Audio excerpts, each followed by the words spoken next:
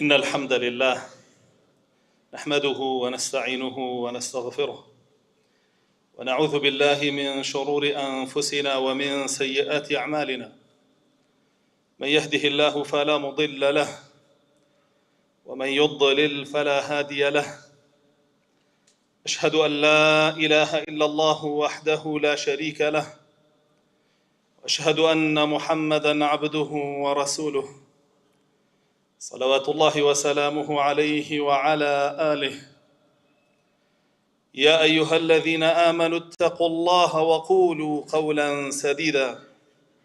يصلح لكم أعمالكم ويغفر لكم ذنوبكم، ومن يطع الله ورسوله فقد فاز فوزا عظيما. أما بعد، فإن أصدق الحديث كلام الله، خير الهدي هدي محمد صلى الله تعالى عليه وسلم، وشر الأمور محدثاتها، وكل محدثة بدعة، وكل بدعة ضلالة، وكل ضلالة في النار. قال ربنا جل وعلا في كتابه الكريم: إن الذين فرقوا دينهم وكانوا شيعا لست منهم في شيء إنما أمرهم إلى الله ثم ينبئهم بما كانوا يفعلون. وقال عليه الصلاة والسلام: إنه من يعش منكم بعدي فسيرى اختلافا كثيرا، فعليكم بسنتي وسنة خلفاء الراشدين المهديين من بعدي، عضوا عليها بالنواجذ، وإياكم وما ابتدع، فإن كل بدعة ضلالة، وكل ضلالة في النار. برایان و خوشکانی ئازیز، یەکێکی تر لەو گۆڕانکاریانەی کە ڕووی داوە لەم سەردەمەیە بریتیە لە گۆڕینی بنەماکانی دین لە خەڵکی. لە وتاری ڕابردووە باسمان کرد کە سەرچاوەکانی دینیان لە خەڵکی گۆڕیوە. باسمان کرد کە لە ئەساسە ئەو سەرچاوانە چین کە بریتین لە قورئان و سنەت و ئاثاری سەلەف. باسمان کرد گۆڕیویانە بەچی. لە ئەنجامی ئەو گۆڕانکاریەدا کە لە سەرچاوەکانی دینە کردویانە، سەرنجام بنەماکان و ئەساسیاتەکانی دینیش گۆڕاون. و قورئان ئاماژەی بەوە داوە کە ئەم گۆڕانکاریانە ئەنجامەدرێن. بە هەمان شێوە ڕەسوڵ الله صلی الله عليه وسلم هۆشداری داوە کە ئەم گۆڕانکاریانە ئەنجام ئەدرێن و عەبدە مخلیسەکانی الله سبحانه وتعالى بێئاگادار بن. ئەمڕۆ ئەساسی ترینی شت لە دینەکەمانە کە تەوحیدە، گۆڕانکاری بەسەرا هێنراوە لەلایەن تەواوی گروپ و ڕێچکە و ڕێبازە گومڕەکانەوە. پێش هەموو شتێ نابینی زۆربەی مسڵمانان ئەولەویاتی ژیانیان لە دنیایە و بۆ قیامەتیشیان تەوحید بێ. نایبینی لە کاتێکە ئیسلام هەر هەمووی بۆ ئەوە هاتووە کە بە تۆ بڵێ ئەبێ ئەولەویاتی ژیانت لە دنیا و لە قیامەتیشە هەر هەمووی تەوحید بێ. بۆیە ئەبینین خەڵکی گرنگی بە هەموو شتێک ئەدا،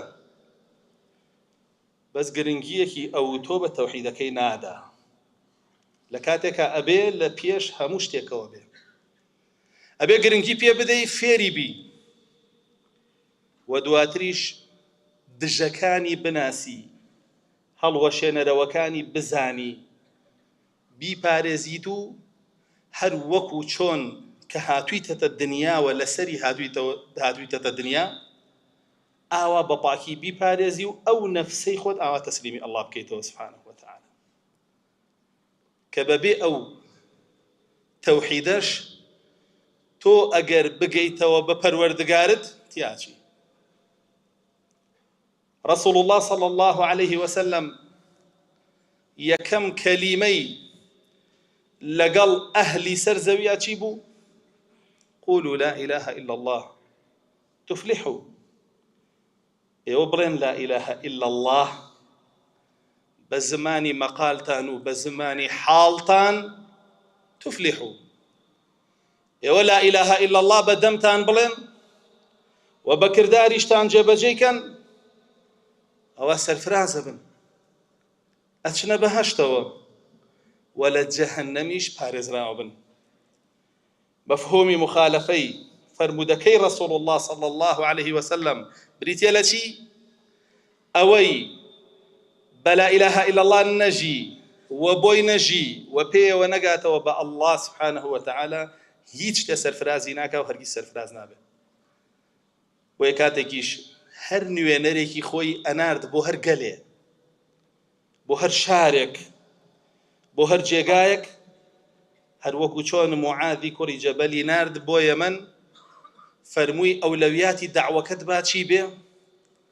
و بەو خەڵکەش ڕابگەیەنە ئەولەویاتی دین و دنیایان چییە ئەن یوحیدوا الله. فەرمووی تۆ چیتە ناو قەومێک ئەهلی کیتابن مشركن پێیان بڵێ ئێوە مشركن ئەبێت دەست لەو شیرکە هەڵگرن و یەکەمین شت کە فێری بن و پەیڕەوی کەن و لە خۆتانە بەرجەستەی بکەن ئەن یوحیدوا الله. تەوحیدی ئەڵڵا وەکو لە لەفظەکەی بوخاریە ڕەک کەلیمەی تەوحیدی هێناوە. لە لەفظەکانی ترا لە موسلیم و لە سونەنەکانە هاتووە لا إله إلا الله هێناوە کە ئەویش کەلیمەی تەوحیدە و هیچ جیاوازییان نییە. بۆیە واجبە لەسەر هەر کەسێ کە لەم دینەیە قسە ئەکا لە بچووکترین شتیەوە هەتا وەکو گەورەترینی لە بچووکترین حکمیەوە هەتا وەکو گەورەترینی لەو شتەیە تەوحید بەیانکە. تەنانەت کاتێک ئەڕۆی دەست بە ئاو ئەگەیەنی ئەبێ ئاگاداری تەوحید بی کە تۆ پەناگری بە چی؟ پەناگری بە ئەڵڵا سبحانه وتعالى لە چی؟ لە شەیطانەکان نێرومیانەوە تەوحید لە هەموو شتێکا تەوحید هەیە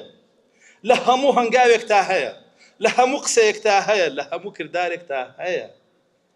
جا قڕ بەسەر ئەوەی بئاگالەی کە 70 ساڵ و 50 ساڵ و 30 ساڵ و تا 20 ساڵیش تا بڵێ 15 ساڵیش بەسەر بەرێ ئاگاداری ئەو حەقیقەتە نەبێ. بۆیە گرنگە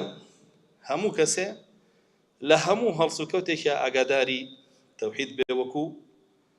سفیانی کوڕی عویەینە فەرمێ هیچ نیعمەتێک بەقەر تەوحید گەورە نییە لەسەر زەویە کە ئەڵڵا جەل جەلالوه بەخشیوێتی بە عەبدەکانی، چونکە بۆ ئەوان لە ڕۆژی قیامەتە وەکو چۆن ئاو گرنگە بۆ ژیانی دنیایان تەوحیدیش گرنگە بۆ ڕزگاربوونیان و چوونە بەهەشتیان. بۆیە نەکەی نیعمەتانێکی ئاسایی دنیات لە پێش چاو بێ قەدری بزانی چێژی لێ ببینی ئیستیمتاعی پێوە بکەی بەڵام بێئاگابی لە تەوحید. بۆیە سەلەفی ئێمە ئەیان فەرموو ئەگەر مەلیک و پاشاکان بزانن چی لە ناو دڵمانە هەیە دڵیان شەقە کردین و ئەیان برد بۆ خۆیان، بەڵام بشزانن نازان چی تیا تا و کارە بکەن. چکە ئەوان خەریکی دنیان و ئەمانیش خەریکی تەوحیدن. ئەگەر بێت و مسلمانان وەکو پێویست شارەزای تەوحید بن هیچ کەسێ ناتوانێت لێیان بگۆڕێ، بەڵام کاتێک کە ئەوان شارەزای تەوحید نەبوون هەموو دەجالێک ئەتوانێت هەموو فکرێک و کوفرێکیان لێ بکا بە تەوحید. هۆکاری هەبوونی ڕەواجی ئەو هەموو کوفر و شیرکە لە ناو ئومەتی ئیسلامیە بێ ئاگایی بەناو مسلمانانە لە تەوحید. وەگەر ئاگاداری بن هەموو کوفرێک ئەتوانن بناسنەوە، چونکە تەوحید دژی هەموو کوفرێک دژی هەموو شیرکێکە. ئەگەر خەڵک ئاگاداری تەوحید بێ هەر کوفرێ هەر شیرکێ سەردەر بهێنێ لەلایەن هەر کەسێکەوە بۆ خەڵکی بهێنرێ، با عەمامەشی هەبێ با ڕیشیشی درێژ بێ با دکتۆرا و پرۆفیسۆریش بێ خەڵکەی ناسێتەوە زانێ کوفرە و ئەزانێەوە کافرە و کوفریان پێفرۆشێتەوە، بەڵام بەداخەوە بەرەوەی خەڵک نەشارەزایە بێنرخترین ئینسان هەڵەسێ لە تۆڕە کۆمەڵایەتیەکانە باسی دینیان بۆ کە ئەومانیش گوێی لێگرن لە دەجال خراپتر و قێزەونتر کە ئیمەی مضلینن باسی دینیان بۆکەن و باسی ئیسلام و ئیمان و کوفریان بۆکەن ئەمانیش هەڵەسن لیان وەرەگرن و وەکو ئەوان ئەو دینە پەیڕەوەکەن. الله سبحانه وتعالى لە قورئانە هۆشداری پێداوین کە ئێمە نابێ لەو ڕێچکەیە لا بدەین کە بریتە لە ڕێچکە و ڕێبازی تەوحید و ئەبێ لە پەیڕەوکردنیشیە وەکو ڕەسوڵ الله صلى الله عليه وسلم پەیڕەوی بکەین. لە چەندین ئاەتە یەکێک لەو ئاەتانە لە سوورەی ئەنعامە فەرمێ إن الذين فرقوا دينهم وكانوا شيعا لست منهم في شيء بێگومانەوانەی کە لە دینەکەی خۆیانە تەفرەقەیان ناوەتەوە بەوەی لە ڕێبازی تەوحید لایان داوە و ڕێبازێکی تریان هێناوە بەوەی لە سونەتی تۆ لایان داوە تێگەیشتن و پەیڕەوی خۆیان لە خەڵک کردوتە سونەت و دین و پێیان پەیڕەوەکەن جا ئەمانە تاک تاک بن یاخود کۆمەڵ کۆمەڵ بن ئەفەرمێ لەستە منهم في شيء طبري ئەفەرمێ ڕەحمەتی ئەڵڵای لێبێ أنت منهم بريء أي رسول الله صلى الله عليه وسلم توليان بريد لادان لتوحيد ولا پەیڕەوکردنی وەکو رسول الله صلى الله عليه وسلم در ئەنجامەکەی بەریبوونی رسول الله صلى الله عليه وسلم لەو شخصە لە دنیا و لە قیامەتیشە گەڕانەوەیان بۆ لای الله سبحانه وتعالى و بۆ خۆی سەر ئەنجامی ئەو لادانەیان پێ ئەڵێ کە چییە و کوێیە کە بێگومان جەهەنەمە. رسول الله صلى الله عليه وسلم لە فەرمودەیەکە کە عیرباضی کوڕی ساریە گێڕێتەوە بۆمان سرداء فرمي وعظنا رسول الله صلى الله عليه وسلم موعظة بليغة زرفت منها العيون ووجلت منها القلوب فقلنا يا رسول الله كأنها موعظة مودع فأوصنا إرباضي كوري ساريا فرمي لا يا رسول الله بن صلى الله عليه وسلم مشقاريكي كردين زور روان بيجانا زور جوان زور ورد هەموو بابەتەکانی دینی بۆ پوخت کردینەوە کورتی کردەوە بۆمان لەوا مژگاریەیە فەرمی ئەمە دینەکەتانە پەیڕەویکەن کاتێک کە بۆی ڕوونکردینەوە فەرمێ ئێمە دڵمانتیایە داخورپا و کرایەوە و موعیظەکەی وەرگرت بەهۆشیەوە چاوەکانمان فرمێسکی ڕشت ئەفەرمێ وتمان ئەی ڕەسوڵ الله صلى الله عليه وسلم ئەم ئامۆژگاریەت لە ئامۆژگاری کۆتاییت ئەچێ طبعا زانایانە فەرمون بەڵێ دوای چەند مانگێک دوا ئەو وتاری رسول الله صلى الله عليه وسلم وفاتی کرد جاوتمان مادام لە دوا ئامۆژگاریت ئەچێ و وەکو بڵێ بەجێمانە هێڵی ئامۆژگاری زیاترمان کرد چی بە خەیاڵتایە رسول الله صلى الله عليه وسلم چه ئامۆژگاریەکی کردبن لەو کاتەیە طبعا بێگومان مادام ئامۆژگاری کۆتاییە ئەبێ گرنگترین ئامۆژگاری بێ و ئەبێ حەساسترین ئامۆژگاری بێ و ئەبێ لادان لەو ئامۆژگاریە تیاچوون بێ و دەستگرتن پێوەی ڕزگاربوون بێ کە بریتە لەم چەندێڕە فەرمی إنه من يعش منكم بعد فسيرى اختلافا كثيرا ئاگاداری خۆتان بن هەر کەسێ لە ئێوە لە دوای منەوە بژی یعنی دوای وەفاتی ژیان بکە اختلافێکی زۆر ئەبینێ تەفرەقە ئەبینێ خەڵکانێکی زۆر خۆیان جیا ئەکەنەوە لە ڕێبازی ئێوەی هاوڵان چونکە بەوانی فەرموو منکم ئێوەی هاوڵان ئەگەر بژین خەڵکانێکی زۆر خۆیان لە ئێوە جیا ئەکەنەوە یعنی ئەو دینەی ئێوە پەیڕەویەکەن ئەوان پشتی تێ ئەکەن دینێکی کە پەیڕەوەکەن ئەوەی فەرموو ڕەسوڵ الله صلی الله علیه وسلم پێیان لەو ڕۆژەوە هەتا ئێستا خەڵکانێک جیا ئەبنەوە لەو سەحابانە لەو جەماعەیە لەو گروپی حەقە و ڕێچکە و ڕێباز بۆ خۆیان داهێن ئێستا باسییانەکەین بەدەسەرسول دەقی فەرموودەکەی ڕەسوڵ الله صلی الله علیه وسلم ڕووی داوە بۆیە سینی بۆ یانێ بۆ تحقیق و بۆ نزیکیش کە ئەفەرمێ بێگومان ڕاستەوخۆ بە دوای منە ئەم اختلافە ڕۆیە ئەنجا دوا ئەو زۆریشە بێ رسول الله صلى الله عليه وسلم باسی چی کرد دەردەکە دەردی تەفرەقە و اختلاف کە ئەکەوێتە داومانەوە پاشان باسی دەرمانەکەشیەکە بەچی ڕزگارتە بێلەوە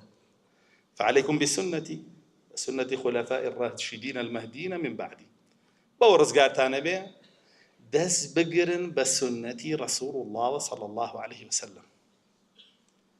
هیچ شتێکی کە ڕزگارە ناکە نە دکتۆران نە ماستەر نە شێخەکانێ نە گروپەکە و نە حیزبەکە و نە جەماعەتەکە و هیچ شتێ ڕزگارە ناکە نە پارە و سەروەت و سامان نە دەسەڵات و پلە و پایە هیچ شتێ ڕزگارە ناکە تەنیا یەک کەس ڕزگاریە بێ ئەو کەسەی دەستی گرتووە بە سنەتی رسول الله صلى الله عليه وسلم لەگەڵ کێ خۆی بەتەنیا نا جێنشینەکانن ئەوانەی کە ڕێنمونی کراون و ڕێنمونی کردن کە دوای خۆی ئەبوو بەکرە ڕەزا و ڕەحمەتی ئەڵڵای لێ بێ عومەری کوڕی خەتابە ڕەزا و ڕەحمەتی ئەڵڵای لێ بێ عوسمانی کوڕی عەفانە ڕەزا و ڕەحمەتی ئەڵڵای لێ بێ عەلی کوڕی ئەبوو تاڵیبە ڕەزا و ڕەحمەتی ئەڵڵای لێ بێ لای هەندێک لە زانایان لەبەرەوەی رسول الله خلافەتی دیاری کرد بە 30 ساڵ صلى الله عليه وسلم بە 6 مانگەکەی حەسەنەوە ئەبێ بە 30 ساڵ ئەویش داغڵە بێ ئەمە سنەتی خلفاء راشدین مهدیینە کە خۆی فەرمێ 30 ساڵە دوای من الخلافة بعدي 30 سنة تا 30 ساڵە ئێوە دەست بگرن بە سنەتی ئەمانەوە لەگەڵ سنەتی کێ رسول الله صلى الله عليه وسلم خۆی لەبەرەوەی سەحابە بەگشتی بەشدار بوون لە هەموو بڕیارەکانی خەلیفەکانە مەجلیسی شوڕایان بوون يعني إجماعي صحابة كي وريقتو يا كم كاس خدي خوي رسول الله صلى الله عليه وسلم وريقتو بأمر الله وشاورهم في الأمر تو أبي مشاورة يمكي لأحكام لكاروبارة كان أنجا الصحابة خوشيان لنا وخويانا خليفة كان لقال عامي صحابة مشاورة هبوا وأمرهم شورى بينهم الله سبحانه وتعالى فرمي هيج أحكامي لأخويانا بيان ناكن إلا بشورى بيان يكن بۆیە وەکو ئەوە وایە رسول الله صلى الله عليه وسلم پێمان بڵێ دەست بگرن بە سنەتی ئەو خەلیفانەمەوە کە هەر هەمووی کۆدەنگی ئێوەی سەحابەشی لەگەڵە کەواتە لادان لە قورئان لە سنەت لە ڕێبازی هاوڵانی رسول الله صلى الله عليه وسلم تەفرەقەیە وەتیاچوونە ئەمڕۆ هەزاران ئیجماع بژمێرە وكسيشي قمرا لدور ناقري أمر الديان قسي أبو بكر وعمر وعثمان وعليان بيبلي رضا ورحمتي الله النبي أولي ناقري هارت يكاتو قسي كي ورقري شياطين كان كلا سر درقا كان جهنم دانشتون وبانقيانا كان بوي والله مي أوانا داوتشت جهنم وبدستي أوان أولا قليشيانا ويفرمي عضوا عليها بالنواجز ئەم سنەتانە چۆن دەست پێوە بگرن بە ددانەکانی دواوەتان بیگرن ئەگەر شتێکە بەنە دەست مەتەشبیه رسول الله صلى الله عليه وسلم بڵێن بەدەستە بیگرە بەدەستە بیگری بە ئاسانی ڕایەکێشن لە دەستە دەریێنە بڵێن بە باوەشە بیگرە بە باوەشە بیگری ڕایەکێشن لە دەستە دەریێنە بەڵام بیخەیتە ددانەکانە بیخەیتە ددانەکانی پێشەوە ڕایکێشن هەر دەریە لەوەشە دانەکانیشی لەگەڵی بڕوە بەس یاد بە دانەکانی دوا هیچ دەری ناکە يعني أبي زور تندس بقري بم سنته بم رجايو أبي بتندي بيجري أجر بشلي بيجري لا تسن لا تفرن وقو زور كس بشلي قرتو يدي تندني قرتو تند قرتني أزانا شيا بريتيا لوي بس أو قبول كي غيري أو همي لجيان تابكي تدروا بس دۆستایەتی ئەوانە بکەی کە لەسەر ئەو ڕێبازن ئەوەی لەسەر غەیری ئەو ڕێبازێ دۆستایەتی نەکەیت و بەری بێڵێ ئەو تونگرتنیەتی کەوتێ دۆستایەتی ئەمانی ژەکەم و هی دژەکانیشی تیاچوی وەحدەوی بوون ناخوا لێرە حەڕەکی بوون ناخوا عوزر هێنانەوە بۆ کافر و مشریک و مبتەدیع و گومڕا ناخوا لێرانە ئەم عوزرانە کە بۆی ئەهێنیتەوە و هەرڵی قەیناکە و خەیناکە و ئەم چاکەیەشیە بوو ئەوەشی هەبوو ئەوەشی هەبوو ئەوەشی هەبوو ئەوە وات لێکات تۆ دەست لەوەی خۆت بەرڕێی ئەگەر لە هەمووشیانە بێ لە هەندێکیشیا بێ بچیتە سەرەوەی ئەو بۆی ڕەسوڵ الله صلی الله علیه و سلم وای فەرموو جا فەرمووی وەئیاکم وەمەبتودع، دوورکەونەوە لە هەر شتێک کە بۆتان داهێنرێ. ئەوەی داهێنرێ چییە؟ ئەوەیە کە پێچەوانەی سنەتەکەی ڕەسوڵ الله و خەلیفەکانیەتی هەمووی داهێنراوە. ئەنجا فەرمووی هەمووی گومڕاییە و هەمووشی لە ئاگری جەهەنەمە، بەخۆی و بە خاوەنەکەیەوە. بۆیە زانایانمانە فەرموون دوو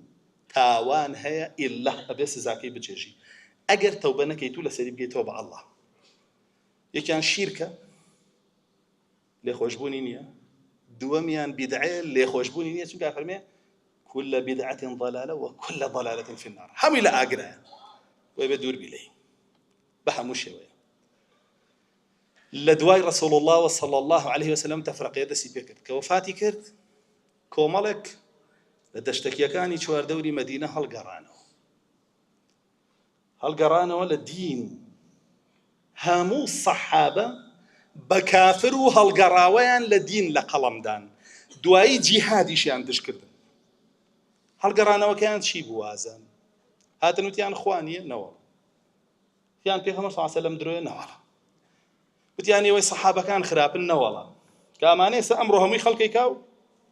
تۆش هێشتا ئەڵێی کەس ناتوانێت پێی بڵێ کافر. ئەمانە نا ئەزانین چیان وت؟ وتیان ئێمە لەمە و دوازەکات ناین بە ئەبوو بەکری سیدیق. بۆ؟ وتیان لەبەرەوەی ئەڵڵا جەل جەلالوه بە ڕەسوڵ الله فەرمووە خذ من ئەموالهم صەدەقە، آياتيان هنا تديان بابلغا الله جل جلاله وتيان برسول الله فرموا تو زكاتيان لي ورغريسا او نماوه كوتا ابو بكر بويني ورغري نايين باشا ابو بكر الصديق رضا ورحمتي الله يلبه كوي صحابه كان لقليا كو دنبون لشكريان كو كردو كرديان سريان هتاوكو تسليمي امركبون يعني باشا يتر زكاتين لێمان گەڕێن. فەرمی نە لێتان ناگەڕێم، هەر کوشتارتانەکەم، بۆش ناگەڕێم، هەتا وەکو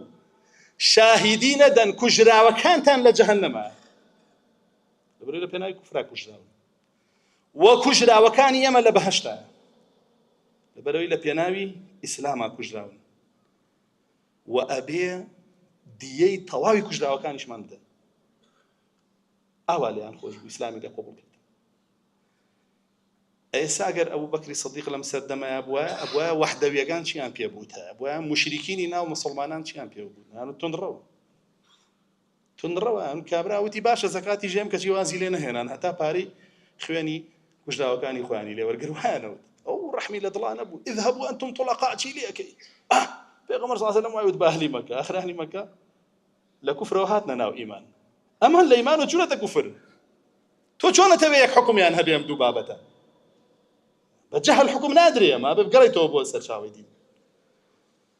لدواي ابو بكر الصديق رضا رحمتي الله يلبه كاهلي يمامش بهمان شيوه واهل سردمي رسول الله صلى الله عليه وسلم مسيلمي كذاب اعلاني كفري خوي كردو كرايا سريان وجهاد كران ولنا وبران وتسليمي شرع كران دواي ابو بكر الصديق رضا رحمتي الله يلبه عمر كوري خطاب يا خليفه كز جرأتنا كرسر دربنا بدعه وبداهنان وبابتانا يكز نبي صبيغي كوري عسلي عراقي عبد الله كوري صبيغي كوري عسلي عراقي ام كابراس هريدر هنا لمصر بيابو كبيابو امري كوري عاصنا مينار بو امام عمر رضا رحمتي الله عليه بفرمي شي لكم ايات اهينيه متشابهه يعني اياتك شنواتاكي هي او واتاي هلا بجيريك لقلها ارزي خويا غنجه او بجوي خلقايا الله ما بستي اميا او واتايك الله ما بستيتي باياتي محكمات ولا يعني شي لكم ما حكمي تشتي وانا هاتبو الاسلام هاي كم جاربو هاتبو ومره زاو رحمتي الله يلبي فرمي بيني ربوم كنار دي بوي بربيان بوغشت وكل هندي الروايات كان هاتوا كعمر كوري خطابي بيني رضا رحمتي الله يلبي لمزقوت يكسر برسياري آتك متشابه لقد ودي تو أوي بيانا بوم يقصي لقلنا كرد مناقشة ومجادلة ولا دي بيدو باقنا عتب يبكى مومشتانا ودي بوم الواسن هل يا نواسي بشولي خرما كام شولا شي عرجون شولي خرما خوي بلككي هنيا أزار نهايا أقل ليكي كبير بيزور ئۆرجوونەوەی کە دەنکەکانی لێکراوەتەوە زەردە هەمووی گرنجە چاک ئازارەیە بۆ دەستی کرد بە فەلاقەکردنی باشە بۆ هەر کەس هەستا چوار قسەی هێنا هەڵیانە و خەڵکەوەی ترە بێ عالەم گوێی لێ بگرێ و بحەپەسێ بە دیاریەوە لە تۆڕە کۆمەڵایەتیەکانە و بشڵە ژێو نەزانێت چی بکاشتی وان نییە هەڵی واسی لێیدا هەتا خوێناوی کردن جاوتی بیبەن تەداویکن با چاک بێتەوە بێنەوە بۆلا دوای چەند هەفتەیە چاک بوو هێنانەوە هەڵی واسیەوە دیسان لێیدا هیچ کەلیمەی پێ نەوت یەک قسەی لەگەڵ ناکە تا چاک خوێناوی کرد و دیسان دی بیبەن تەداویکەن با چاک بێتەوە بهێنەوە بۆم دوای ماوەیە دیسان هێنانەوە بۆی کە ویسیان هەڵی واسنەوەتی ئەی ئەمیری مانداران ئەوەی لە کەلەما بوو ڕۆی تەواو ئیتر جارێکی تر هەوڵ نایەم دین بگۆڕم لە خەڵکی تەواو ڕۆی ئەگەر ئەشتەیە بمکوژی ئەو ئارەزی خۆتە وتی نامەوێت بکوژم تا مادام ڕۆشتم منی جوازە لێنم نامەیەکی نارد بۆ مغیرەی کوڕی شوعبە کە والی کوفە بوو فەرمووی ئەوەیەت سەبیخ بۆ ئەوێ طبعا داوای کرد بچێتەوە میسر وتی ناچێتەوە میسر تێونێرم بۆ جێگایەک والیەکی لێیە لا تقوم عنده فتنة هیچ کەسێکی دین گۆڕ لە بەردەم ئەوە ناوێرە سەربەرز کاتەوە ناردی بۆ کوێ ناردی بۆ کوفە بۆ لای مغیرەی کوڕی شوعبە کە والی ئەوێ بوو طبعا مغیرە پیاوی سەرکوتکردنی فیتنەکان بوو ئەو بچوویە ئەوێ چوویە ئەوێ لەوێ نیشتەجێ بوو نامەیەکی شیلوسی بوو بۆیان کە کەس لەگەڵی دانەنیشێ هاتە هەر مەجلیسێکیشەوە چۆڵی کەنەوە مەجلیس یەک قسەشی لەگەڵ نەکەن ئەم کابرا ئاوای لێ هات لە ناو شارەکەی خۆیان کە هۆی خەڵکی ئەوێ بوو لە ئەساسا چوو بوو لە میسر دانیشت بوو بۆ جیهادیش چوو بوو بۆ میسر بۆ معلوماتە باەکی وا نەزانێ هەر لە ئەساسەوە کەسێکی خراپ بوو لەوێ دانیش یەک کەس قسەی لەگەڵ ناکرد تا ئەبوو موسای ئەشعەری بەزەیی پێ هاتەوە وتی صالح بۆ و باش بووە ئەی ئەمیری مانداران با بچێتە ناو کۆڕ و کۆبوونەوەی موسڵمانان ئەنجاڕیان پێدا بچێت ئەوسا خەڵک کە یەکێک ئەیویست دین بگۆڕێ لێی ئاوا تەماشایە کرد وەکو ئێستا نەبوو کە ویستی دین بگۆڕێ لێی ئەنجاڵشتی تازەی پێ ئەڵێ ئەعجازی علمی پێ ئەڵێ لە دەرەوە خوێندێتی ئەڵێ موهیمە شتانێک ئەڵێ نەمان بیستووە هەزاران شتە بۆ ێنم نەوە بیستووە موشی گومڕاییە چون گومڕاییە بەردەوام دێ تازا بێتەوە داهەمەزرێتەوە هیچیشی نەبیستووە تۆی ترە بێت تاو لە بەرەوەی نەوە بیستوە باوەڕی پێ بکەی ئەکرێ شتیوە یەک تۆ زۆر نەپێشەوە برایان باجیان بێتەوە پیاوە لە کۆتایی تەمەنیا بوو سەبیغ خەواریج پایان بوون هاتن بۆ لای وتیان وەرە دەرچۆ لەگەڵمانە تۆ بیرێ چیان لێ کردی با حەقی خۆ بکەیتەوە تۆش زوڵم لێ کراوە وتی من زوڵمم لێ نەکراوە من عاقڵ کرام ئەو لێدانەی عومەر ڕەزا و ڕەحمەتی ئەڵڵای لێبێ بوو بە نەسیحەت و تەمێ بۆم دەرناچم لەگەڵتانایەوە گومڕان بەس ئەو تاکە کەسە وی عومەری کوڕی خەتاب عەجایبی لێ ئەهات کە ئەم هەموو ئایەت و فەرموودەی دیبوو ئەم ئوممەتە بەش بەشە بێت وەکو ئیمامی ئەبوو عوبەیدەی گێڕێتەوە لە فەضائیل القورئانە فەرمێ خلى عمر بنفسه ذات ليلة فجعل يحدث نفسه كيف تفترق هذه الأمة وربها واحد وكتابها واحد ونبيها واحد وقبلتها واحد فالمجارك يعني إمام عمر شوێک بۆ خۆی بەتەنیا بوو بیریە کردەوە تا بەیانی خەوی لێ زڕا بوو بەهۆی چیەوە ئەم مەسئلەیە کە ئەمە ئێستا پرسیاری هەمووتانە چۆن ئەم ئوممەتە بەش ئەبێ بۆ ئەو هەموو گروپە لە کاتێکە یەک خوای هەیە یەک پێغەمبەریە یەک قورئانی هەیە یەک قیبلەیە چۆن شتی وابێ فەرمێ فدعا ابن عباس فجاءه فسأله ابن عباسی بان کرد وتی با ئەو بۆم ڕوون کاتەوە بزانم شتێکە زانێ لەبارەیەوە فەرمی ابن عباس هاتو پرسیاری لێ کردو فەرمووی يا أمير المؤمنين إنا كنا ينزل علينا القرآن فنقرأه ونعمل به ونعرف فيما أنزل وتي أميري من داران أما قرآن دا بزينا ومن أمان خوين دو كارمان بي أكر راستو خوبة يا رسول الله صلى الله عليه وسلم يتر أقل لامان بدا رسول الله صلى الله عليه وسلم يفرموا لا دا أقل رسول الله نيدينا كلاشتيكا لا بدين جبريل برسول الله يفرموا صحابي لا دا الله جل جلاله وينات بۆیە ئێمە لە تەطبیقکردنی قورئانە پارێزراو بووین ئەشمان زانین بۆچی دابەزیوە سەیەجیء ئەقوام بعدنا لدواء إما كومالة كسي تردين يقيسون الأمور بآرائهم بابتكان بعقليان تاوتويكن دواء إما ناكون أو ديني إما بي رومان كردوا أو رتكنوا ألين تازەگەریە کەین لە دینە بە عەقڵی خۆیان شتەکانە پێون ئەفەرمێ فەیەختەلیفون بەڕۆی عەقڵەکان جیاوازە لێکدانەوەکانی جیاوازە بێ ئەنجا ئیختیلاف دروست ئەبێ ئەفەرمێ ثم یەتەفەڕەقون دوایەوە ئەبن بە گروپ عەقڵی ئەم کەسە کۆمەڵە لە خۆی کۆکاتەوە لەبەرەوەی لە هەمویان زاڵترە زیرەکترە عەقڵی ئەویش کۆمەڵێ عەقڵی ئەویش کۆمەڵێ عەقڵی ئەویش کۆمەڵێ ئەوە چەند گروپێ فەرمووی ثم یەتەقاتەلون ئەنجا دوایش بەرە بنە گیانی یەک لە یەکتریشە کوشت ئەو هۆکاری بەش بوونی ئومەتە بۆ ئەو خەڵکە ئەو هەموو گروپەی تێکەوتووە پشتی کردووەتە تەطبیقی دین وەکو سەحابەکانی ڕەسوڵ الله صلی الله عليه وسلم کە ئەڵڵا لێیان ڕازی بووە بەهۆی تەطبیقکردنی دینیانەوە ئەو تەطبیقەی ناوێ ئەڵڵا لێی ڕازیە ئەچێ بۆ عەقڵی خەڵکی تۆ گەر عەقڵیشە بوێ عقلي صحابة باشتريني عقلك أنا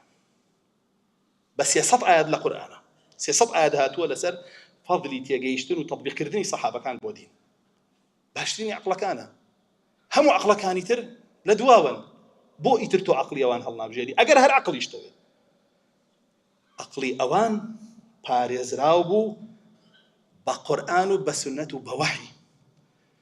نكوكو عقلكاني يست يقدرابه بسياسة وهلقة وفليم وقوراني وبجورها جروبي قمرة وكلامي إنسان بيا قداري خوي بزانة شيء هالبجرة فرمي أعبوش يوا اختلافيان تيكوا إمام عمر رضا ورحمتي الله اللي بوفاتك أو هيج فرقة لسردمي أو أسر هالنا رسول الله فرمو بي صلى الله عليه وسلم عمر رضا ورحمتي الله اللي بيت درجايك بري فتنة تا أوها بهيج فتنة ناتو عليه برباب بيوهستيته دواء أو إمام عثمان رضا ورحمتي الله اللي بي بخليفة سردم إمام عثمان أنجا يهودية كان دسكن بجورة عبد الله كوري سبئي يهودي كبا ابن السوداء ناس راوبو كجولكي يمن بو هات ويستي لنا وشاري مدينة فيتنا بنيتوا خلق هان بالا إمام عثمان وتومدماري كر بقندلي جاء تومدبار كردن إمام عثمان بقندلي إشي يهودا هركسي حال رخني لحكم إمام عثمان قرد كإما أمر مان بيكرا ودواي كوين بدانا كاني دوا مان بيقرين وكو يهودي سيري كان وكو جولكيكي خبيث سيري كان دشمني دين دشمني الله جل جلاله أو أبو هستا رخني قل لحكميهم خلقيكي لخوي كو كردو دسي كربت تزوير كردني موركي إمام عثمان وكومالي كتابي بيزان را إمام عثمان بالطبيعة نرمونيان بو باين كرد لاي خوي باين كرد لاي خوي لەگەڵ ئەو کۆمەڵەی لەگەڵ یابوون لەگەڵ یان دانیشت و هەموو گومانەکانی ڕەوانەوە ئەوانی ژوا خۆیان پیشان ناتەواو بەڵام کە زانیان لە مەدینەیە کەشف بوون هەسان چوون بۆ میسر یان لەوێ دەست پێکەین لەوێ نەتەوەی زۆری لێ قیبڵی لێ یەهودی لێ نەسڕانی لێ هەمووی لێ لەوێوەینەوە بە شێوەیەکی تر ئەوە بوو لەوێش عەمری کوڕی عاس نەیهێشت هاتن لەوێش دەرچوون بەرەو کوفە ئەو کاتە مغیرەی کوڕی شوعبە والی کوفە نەمابوو ئەو کاتە ئەوی لێ نەمابوو زیادی کوڕی ئابی ئەو والی کوفە بوو ئەوە بوو لەوێ بۆیان لوا خەڵکی کوفەش سیرتان لێ نەیە خەڵکی کوفە هەر کێشە بووە و هەندێک جار ئەگەر ئیمامی عومەریش بێ حکمی خەڵکێکی فاشیل و گەندەڵ و فیتنەچی پێ ناکرێت قرسە بێ لەسەری وانەزان زۆر جار خەتای سەرکردەیە خەڵکی پیس سەرکردەی باش ناتوانێت حکمی کات قرسە بێ بەلایەوە ئیمامی عومەر بە ئیمامی عومەری خۆی زان فەرموو چی فەرموو ئەعیانی ئەهل کوفە وحیمص فەرموو ئەهلی کوفە و حیمص بە هیلاکیان بردوم هیلاکیان کردوم دەسەوسانیان کردوم نازانم چۆن حکمیان کەم هیلاک بوو بەدەستیانەوە إن وليت عليهم لينا استضعفوه وإن وليت عليهم شديدا شكوه فرمي أجر كسيكي نرمونيان بكما سر كرديان بيد صلاة يكن ولاواز يكن ولا سنور درجة طبيعتي أنواع ئەگەر کەسێکی تونوتیژیش بکەمە سەرکردەیان هەموو ڕۆژیان شکاتی لێەکەن هەر بۆ ڕێگایەوە بن. خەڵکی خەبیث وایە بەو ئەمیرە گەورانەش حکم ناکرێت. خەڵکێک حکم ئەکرێ بە قورئان و سنەت کە قورئان و سنەتی قبوڵ بێ، کە تەوحید و سنەتی پەیڕەو کرد بێ، نەک خەڵکێک لە ئەساسەوە دژی دینەکەی خۆیەتی. بەچی حکمی کەم بە قورئان و سنەت کە من ئاەتی پێ بڵێم و ئەو بڵێ ئەو ئاەتەم قبوڵ نییە بۆم سەردەمە نابێ، بەچی حکمی کەم بێ ناکرێت. جا بۆیە ئەگەدار ئەم کابرا هاتە ئەوێ لەوێ خەڵکی کۆ کردەوە ئەوە بوو لە وەرزێکی حەجە کردیانە سەر ئیمامی عوثمان و شەهیدیان کرد و ئەوانە یەکەم گروپ بوون دەرچوو. دوا ئەو ئەمانە بوون بە دوو بەشەوە، بەشێکیان بوونە خەواریج لە سەردەمی عەلی کوڕی ئەبوو تاڵیبە ڕەزا و ڕەحمەتی ئەڵڵای لێبێ دەرچوون و ئەو لە ناوی بردن و تەفرت و نایکردن. بەشێکیشیان بوونە شیعە، بوونە ڕەوافیض، پێیانەوترا سەبەئیەکان. خەواریج هەستان مەسئلەی ئیمان و کوفر و ئیماندار و کافریان لە خەڵک شێوان. کەسێک مسڵمانیش بووە بە تاوانێکی گەورە کافریانە کرد، ئەلەوێوە دینیان لە خەڵک شێوان بنەمای ئەساسی دین کە ئیمانە لە مەسەلەی ئەسما و ئەحکامە کێشەیان دروست کرد. شیعەی سەبەئی هەستان لا ئیلاهە ئیلا اللهیان شێوان کەیان عەلی ئەڵڵایە. بۆ عەلی کوڕی ئەبوو تاڵیب ڕەزا و ڕەحمەتی ئەڵڵای لێبێ بۆ خۆی چاڵی ئاگرینی هەڵکەند و سوتاننی لە ناویانە. بە دووە ئەمانە شیعەی سەبەئیە گروپی تر دروست بوون، لەوانە گروپی قەدەری هەستان ڕوویان کردە ڕوکنێکی تری دین کە ئیمان بە قەدەرە، وتیان قەدەر بوونی نییە، ئەڵڵا جەلە جەلالوهو واگای لە هیچ شتێ نییە تا ڕوویە. ئەوە بوو ئەمانیش کە سەرکردەکەیان مەعبەدی جوهەنی بوو کە گەورە مجاهید بوو. یەحیای کوڕی یەعمەڕە فەرمێت چووم بە عەبدوڵڵای کوڕی عومەرم وت لە وەرزی حەجە، وتم کەسانێک پەیا بوون لای ئێمە مەبەستی مەعبەدی جوهەنیە سەرکردەی قەدەریەکان کە نوێژەکەن، ڕۆژوەگرن، زەکاتێن، حەجەکەن، قورئانە خوێنن، جیهادەکەن، بەڵام ئەڵێن قەدەر بوونی نییە. فەرمووی عەبدوڵڵای کوڕی عومەر بڕۆ پێیان بڵێ من بەریم لەوان، ئەوانیش بەرین لە من، ئەوان کافرن، ئیمانیان نییە، ئەگەر بەقەر کێوی ئوحود ئاڵتون ببەخشن هەتا ئیمان بە قەدەر نێن. کامڕۆ ئەو قەدەری بوونە هاتووەتە ناو خەڵکیش تا ڕادەیەک، هاتووەتە ناو خەڵک تا ڕادەیەک و تا ئێسەش خەڵک هەیە یانی لەسەرەوە بیر و ڕایە کە بە حسابی خۆی و شتانەی ئەوەی کە ئەڵڵا سوبحانەهو وتەعالا ئاگاداری نییە وە خەڵقی نەکردووە وە نەینووسیوە و مەشیئەتیشی نەبووە ڕووبدا، مەشیئەتی ئەمزاڵە بێ بەسەری ئەڵڵا سوبحانەهو وتەعالا. لە بەرامبەر قەدەریەکانە جەبریەکان دروست بوون. جەبریەکانی جەماعەتی داودی جەواری بی ئیبراهیم کوڕی هاشیم و ئەمانیش هاتن وتیان نا بگرە ئەڵڵا جەلە جەلالوهو هەموو شتێکمان پێیەکە، ئێمە خۆمان هیچ شتێکمان بەدەست نییە، هیچ ویست و اختیارێکمان نییە، ئەڵڵا جەلە جەلالوهو بەسەرمان هایسەپێنێ بە زۆر. ئەمە هەردووکیان دوو گروپی گومڕان لە ئیسلامە، هەردووکیان دوو گروپی کافرن. ئەمە هەردووکیان لە چ ئەسڵێکی ئیمانێن؟ قەدەر، لە یەکێ لە گەورەترین ئەسڵەکانی ئیمان. دوا ئەوان مرجئەکان پەیا بوون بە سەرکردایەتی ذیری کوڕی عەبدوڵڵا، ئەمیش گەڕایەوە بۆ ئەساسی دین بە حسابی خۆی دژی خەواریجە وەستێتەوە. لە مەسڵەحەتی دەسەڵاتدارەکان هەستاوتی ئینسان هەرچی تاوانە بیکە ئیمانی وەکو ئیمانی جبریلە مادام بڵێ لا ئیلاهە ئیلا الله. وتیان هەر کەسێ بڵێ لا ئیلاهە ئیلا الله هەرچی تاوانە بیکە، هەرچی کوفرە بەدەم و بە کرداریش بیکە، تۆ هەر عەبێ پێی بڵێ مسڵمان، بۆ نییە پێی بڵێ کافر. تاو ئیمانەوەیە کە قەولە بەدەم ئێڵێیت و تاو ئاڵێ لا ئیلاهە ئیلا الله، یعنی تر هەر کەسێ وایە و تاو مسلمان. سلای ئەمان ئەبێ منافقەکان هەموویان مسلمان کە هەمووی ئەو قسەیانەیە. دوامان جەهمیەکان هاتن، ئەمانیش بە هەمان شێوە لە ئەساسی ئیمانیاندا کە جەهمیەکان لە 70 ڕۆ کوفریان هەیە. ئیمامی ئەحمەدە فەرمێ کەفەڕەت الجەهمیەة من 70 بابا، جەهمیەکان کافر بوون لە 70 دانە بابی دینە، هەلێک ئەسڵ و دوو ئەسڵیان نایەوە کە زۆربەی ئەمڕۆ لە ناو خەڵکا هەیە و خەڵک جەهمیە. هاتن وتیان نا ئیمان بەس لە دڵایە، پێویست ناکا بەدەمیش بڵێ. کابرا هە لە دڵەوە وتی دڵم باشە تاو مسلمان. ئەوە دینی چەند کەسە ئەمڕۆ دڵم باشە نایبینن؟ ئەوە دینی جەهمی کوڕی سەفوانە کە کوفرێکی سەڕاح و بەواحە وجهم سر برا بحكم مرتد برو قسەیە کرد باشە دڵم باشە و تەواو ئیمان لە دڵایە و دڵ باش بێت تەواو هەموو کەسێ باشە وای جەهمی کوڕی سەفوان لەعنەتی ئەڵڵای لێبێ و لە شوێن کەوتوەکانی هەتا ئەمڕۆژ ئەو قسەیان خستە ناو خەڵکەوە هەتا ئەمڕۆژ خەڵکێک خۆی بە موسڵمانی تەواو زانی و لەسەر ئەو دینەیە دینەکەی جەهمی کوڕی سەفوان ئەویش لە جەعدی وەرگرت بوو جەعدی کوڕی درهەم ئەویش لە بەیانی وەرگرت بوو بەیانی کوڕی سەمعان ئەویش لە تاالوتی وەرگرت بوو تاالوتیش لە لەبیدی کوڕی ئەعسەمی یەهودی لە وەرگرت بوو ئەو کەسەی سحری لە ڕەسوڵ الله کرد صلی الله عليه وسلم اینجا هەستا جەهم بەوە نەوەستا چوو بۆ تەوحیدیش وتی الله جل جلاله هیچ ناو صفاتێکی نییە الله سبحانه وتعالى وتی هیچ ناو صفاتێکی نییە ناو صفاتەکانی هەمووی مەخلوقە زۆر کەسی ژەڕۆ لە زەرەوە دینەیە ئیمامیشە خەڵک نوێژ لە پشتیەوە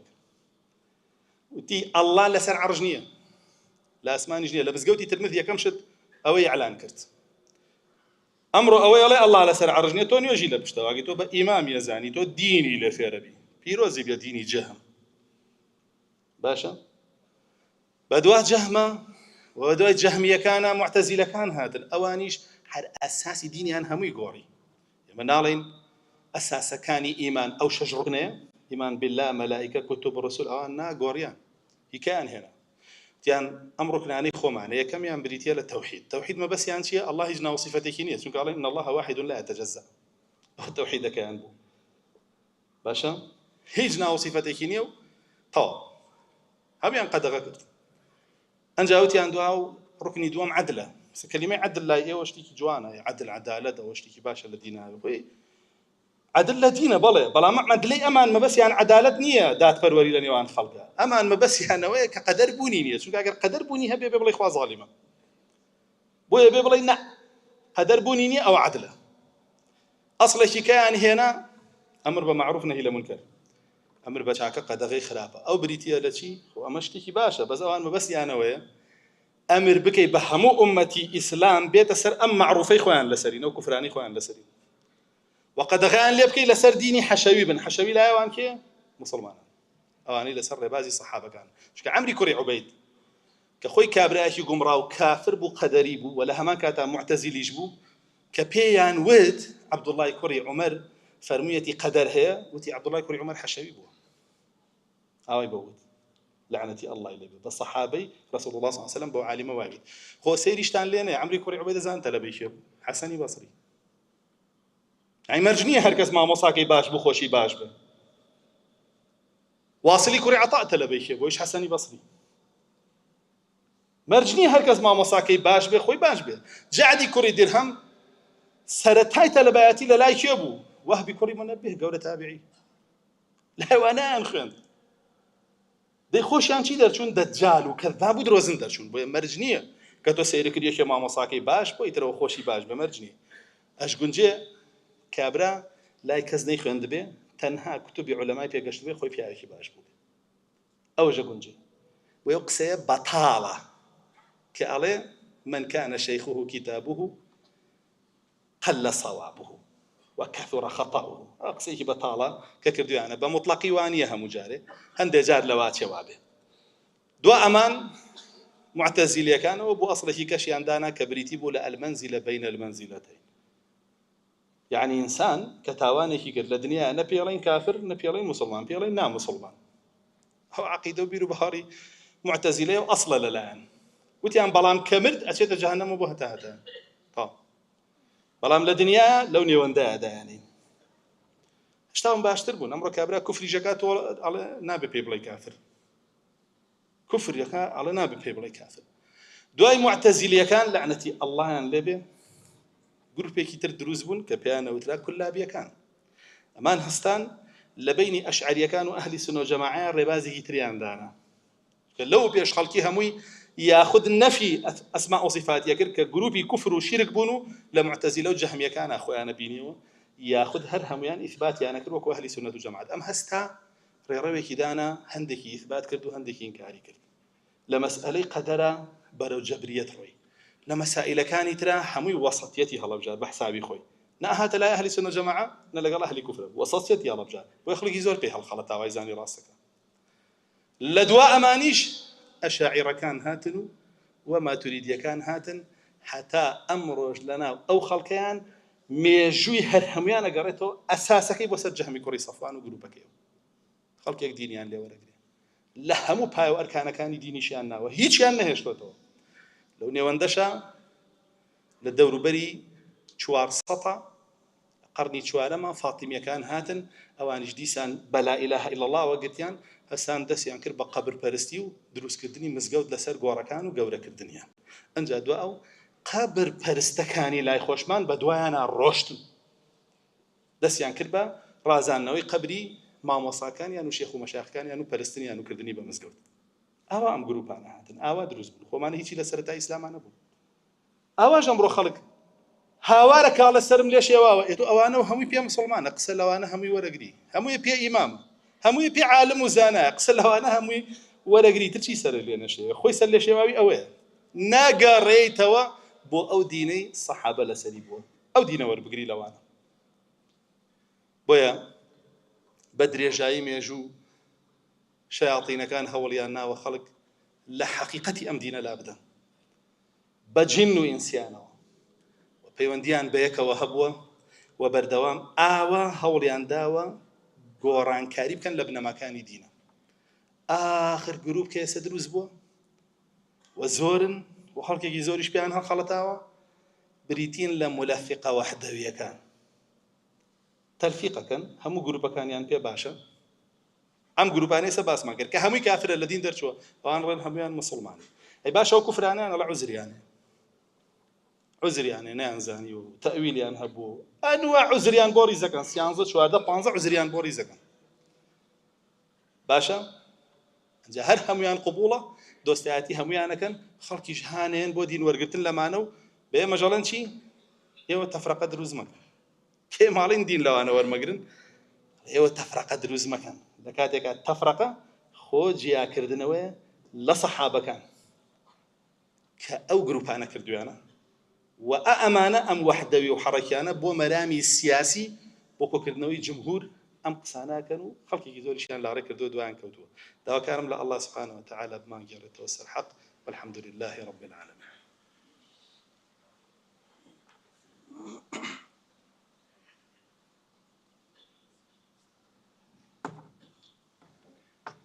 الحمد لله ثم الحمد لله وما توفيقي ولا اعتصامي إلا بالله عليه توكلت وإليه أنيب اللهم صل على محمد وعلى آل محمد كما صليت على إبراهيم وعلى آل إبراهيم إنك حميد مجيد وبارك على محمد وعلى آل محمد كما باركت على إبراهيم وعلى آل إبراهيم في العالمين إنك حميد مجيد الله سبحانه وتعالى لقرآن فرمي وأن هذا صراطي مستقيما فاتبعوه ولا تتبعوا السبل فتفرق بكم عن سبيله ذلكم وصاكم به لعلكم تتقون فرمي خلقنا أو ڕێبازەکە ڕاست و دروست و فراوان و ڕێک لەسەری بڕۆن و شوێنی بکەون ئاور نەدەنەوە بۆ هیچ ڕێچکە و ڕێبازێ چونکە ئەگەر ئاور بدەنەوە بۆیان لاتانەدەن لە ڕێبازە ڕاستەکە کە لاشتاندا بە هیچ شێوەیە ڕزگارتان نابێ بۆ جەهەنەمەڕۆن فەرمێ ئەوە وەسیەتی منە بۆ ئێوە ئەی ئیمانداران تەقوای ئەڵڵا بکەن لە ئەڵڵا بترسن لەو ڕێبازە لانەیەن ئەم ئاەتە رەسوڵ الله صلی الله عليه وسلم تەفسیرێکی جوانی بۆ کردوین وەکوی ابن مەسعود دەیگەڕێتەوە فەرمێ رەسوڵ الله صلی الله عليه وسلم هێڵێکی ڕێکی لەسەر زەویەکە بۆ کێشاین ڕاست درێژ بە تەنیشتیەوە چەند خەتێکی وردی کێشا لەم لاولایەوە لە هەردوو لایەوە لای ڕاست و لای چەپ ئەنجا فەرمووی هذا صراط الله ئەم خەتە ڕێکە ئەوە ڕێبازی ئەڵڵایە جل جلاله بە خەتە وردەکانیشی فەرموو وهذه السبل ئەوەش ئەو ڕێچکانەیە کە بۆتان دروست دەکەن هەر ڕەبتە بە چیەوە بە سیڕاتەکەی ئەڵڵا یعنی هەر بە ناوی دینەوە هەر بە ناوی دینەکەی خۆتەوە دینێکی ترێ بۆ یێنە بەس هاوتەری بە لەگەڵ دینەکەتا دینی موازی هاوتەری لەگەڵ دینەکەی خۆتە فەرمووی على كل سبيل شيطان يدعو الناس إليه هەر یەک لەمانە لەم ڕێگە کورتانە کە ئاوا بە چواردەوری ئەو ڕێگا ڕاستەوە شەیطانێکی لەسەرە سەرۆکێکی لەسەر، شێخێکی لەسەر، سەرکردێکی لەسەر، ئەمیرێکی لەسەر، مامۆستایەکی لەسەر، ئاگادار بە هەر یەکەیان. ئیشەکەی چییە؟ خەڵک بانکا بووی، خەڵک بانکا بووی تر بە کەناڵی خۆی، بە ڕاگەیاندنی خۆی، بە مزگەوتی خۆی، بە مەقەڕی خۆی، بە جێگای خۆی، خەڵک بانکا بووی. لە ڕیوایەتەکەی ترا فەرمێ من ئەجابەهم قەذەفوه فی النار، هەر کەسێ وەڵامیان بداتەوە بۆ ڕێچکایانەیە بڕوە، ئەوان قەڵب یەکەنەوە بۆ ناواگر. وەگەداری خۆت بە ئیممەعە مەبە، وەکو عەبدوڵڵای کوڕی عومەرە فەرمێ ڕەزا و ڕەحمەتی ئەڵڵای لێ بێ، لا یەکونەنە ئەحەدوکم ئیممەعە، هیچ کەس لە ئێوە نەبێتە ئیممەعە. وتیان ئیممەعە چییە؟ فەرمووی يقلد الرجل دينه إن آمن معه وإن كفر معه. دينكي لبياوێک وەرەگرێ، سەیری ڕێگاکە ناکە لە قورئان و حەدیث و تەطبیقی سەحابە. کەسێکی خۆشەوێ، مەلایەکە، سەرکردەیەکە، شێخێکە، زەلامێکە خۆشەوێ، بڕیاری یاوە دین لەو وەرگرێ. ئیتر ئەگەر ئەم کوفری پێ بڵێ لەگەڵ یا کوفرەکە کێشەی نییە، ئیمانیش بێ لەگەڵ یا ڕۆحی ئیماندارە کێشەی نییە. تۆزێ ورد نابێتەوە بڵێ من وابەستە کراوم بە پەیڕەوی چیەوە و دوای کێکەوتوم لە کوفر و لە ئیمانە، بە دوای ئەڕوا هەتاوەکو لەگەڵ یاچێتە جەهەنەمەوە، پەنا بە ئەڵڵا. هۆکارەکانی لادانی خەڵک لە ڕێبازی سەحابەکانی ڕەسوڵ الله صلی الله عليه وسلم لە پەیڕەوکردنی دینە، یەکەمیان ئەگەڕێتەوە بۆ جەهل. خەڵک جاهیلە بە قورئان، بە سنەت، بە ئاثاری سەحابە و تابعیەکان و تابعی تابعیەکان. خەڵک جاهیلە بە سەرچاوەکانی دین. خەڵک لە هەموو شتێ زانێ، لە پارە، لە کەسابەت، لە خواردن، لە خەو، لە لەهو، لە لەعب، بەس هیچ نازانێ لەسەر قورئان و سنەت و ئاثاری سەلەف. بۆیە بەڵێ لا ئەدەن بەو شێوەیە لە دینەکەیان. هۆکاری دۆمیان بریتیە لە هەوا و ئارەزوو. حەزم لەو دینێ بۆ شێوە بێ، حەزم لەم دینیانە بۆ شێوە بێ، من ئەم شتیانم پێ خۆشە، ئەم شتیانم پێ جوانە، ئەمەیانم پێ ڕاست. ئەوە هەوا ئارەزووە، چونکە تۆ ئەبێ ئەوە و پێ باش بێ، ئەوە و پێ ڕاست بێ کە سەحابە کردوێتی، نەگەوەی خۆت ئەیخوازی یا خەڵک بۆتە خوازێ. الله سبحانه وتعالى برسول الله فرمي فإن لم يستجيبوا لك فاعلم أنما يتبعون أهواءهم. أو خلق بو والله ميتوناتو لبر شوين كوتني هوا أرزوكاني بو أو دين وكو أو بيروناك كتو بيروت كردوا خليفة كانت صحابة كانت بيرويان كردوا لبر هوا أرزو. وهو كاري دوما وكاري سيم بريتيا لشوين كوتني أمة قمراكانو بلانيان، وشون رسول الله صلى الله عليه وسلم فرمي لتتبعن سنن من كان قبلكم. إيه وشوين ريباز وريشكي أمة قمراكاني بيش خوتانا كون بس ببست بال ببال هتا وكو أجر بش نكوني بزن مجاوة كناتن إيو بدوانا أشل بلا ما بستي أوي أجر بيسترين وقيزون تاريك ترين ريباز وريقاتان بو هالبجرني وقبول يكن ليان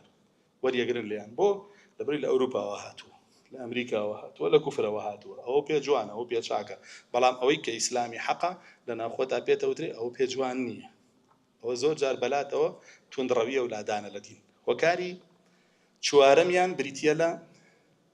شوێن کەوتنی متەشابهی قورئان و ئیمان هێنان بە بەعضێکی قورئان و کافربوون بە بەعضێکی، وەکو یەهود. الله جل جلاله هۆشداری داوە فأما الذين في قلوبهم زيغ فيتبعون ما تشابه منه ابتغاء الفتنة وابتغاء تأويله. کەسانێک دڵیان کوفری تایە، شیرکی تایە، نیفاقی تایە، بیدعەی تایە، گومڕایی تایە، بۆ ئەوەی ئەمە لە تۆ بکەن بە دین و تۆ بەکار بێنن بۆ خۆیان ئاياتی لێکچوو هەڵەبژێرن لە قورئان ئەی خوێندنەوە بەسەر تۆیان تۆ هەڵ نەخاڵەتی پێیان دوایان بکەوی ئیگنا تووشی فیتنە دەکەن و بەو لێکدانەوەی خۆیان بۆ خۆیان بەکارێ ئەهێنن، عەقڵ و ژیانێ بۆ خۆیان بەکرێ ئەگرن، بە ئارەزوی خۆیان بەکاری ئەهێنن. بۆیە عایشە خاتوون ڕەزا و ڕەحمەتی ئەڵڵای لێ بێ فەرمی ڕەسوڵ الله صلی الله علیه وسلم ئاەتی بۆ خوێنمەوە فەرمی ئەگەر ئەوانە دی دوای متەشابهەکەون ئەوە ئەوانن کە ئەڵڵا باسی کردوون لەو ئاەتەیە فەحذەریهم دوور بەلیان. هۆکاری پێنجەم و کۆتایی بریتیە لە تەلفیق. خەڵک بە دوای دینی ئاسانەوە. شافعیە فەرمێ ڕەحمەتی ئەڵڵای لێ بێ من تەلەفەقە تەزەندەقە، هەر کەسێ تەلفیق بکە بڵێ ئەمەش لەو وەرەگرم و ئەوەش لەو وەرەگرم و ئەوەشیان لەو وەرەگرم و ئەوەشیان لەو وەرەگرم، ئەفەرمێەوە بێتە زندیق. سەرنجامە چێتە سەر دینە، دینەکەی ئەڵڵا نییە.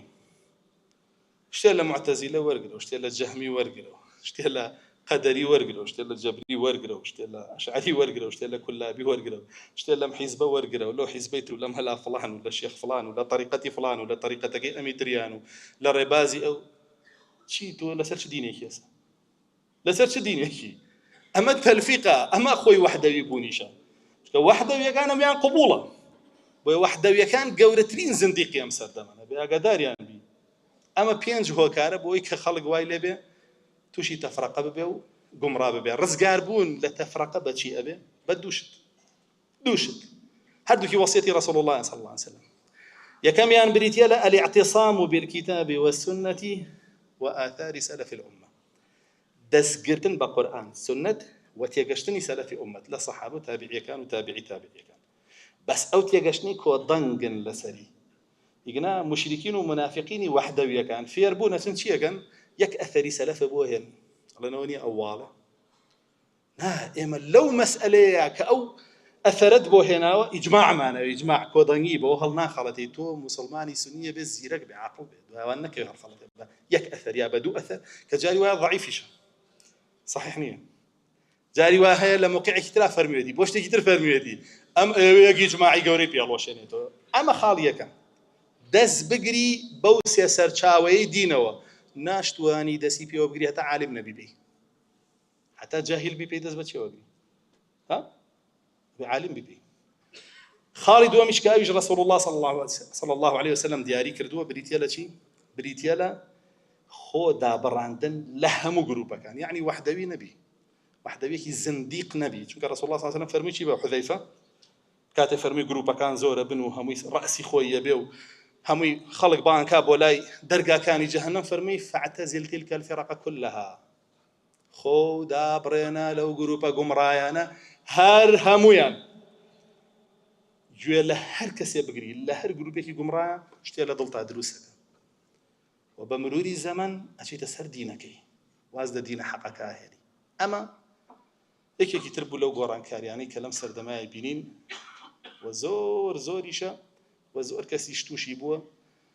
ڕووی داوە لە بنەماکانی دینە. داواکارین لە الله سبحانه وتعالى بمان گێڕێتەوە بۆ سەر حەق، بمان کاتە پەیڕەوکەری حەق و بمان کاتە سەرخەری حەق. داواکارین لە الله سبحانه وتعالى دوژمنانی حەق زەلیل و سەرشۆڕ بکە، فەضحیان بکە، ڕەسوایان بکە لە دنیا و لە قیامەتە. داواکارین لە الله جل جلاله شیفای نەخۆشەکانمان بدا، بەتایبەت کۆمەڵێ نەخۆش کە داوای دوعای خێریان لێ کردین. داواکارین لە الله سبحانه وتعالى لە مردووەکانمان خۆش بێت، عاقبەتی پیرەکانمان بەخێر بگێڕێت، هیدایەتی گەنجەکانمان بدا، منداڵەکانمان صالح بکە، ئەوەی منداڵی نییە منداڵی صالحی پێ ببەخشێت. ربنا آتنا في الدنيا حسنة وفي الآخرة حسنة وقنا عذاب النار. ربنا لا تزغ قلوبنا بعد إذ هديتنا وهب لنا من لدنك رحمة إنك أنت الوهاب. آمين والحمد لله رب العالمين. أقم الصلاة رحمك الله.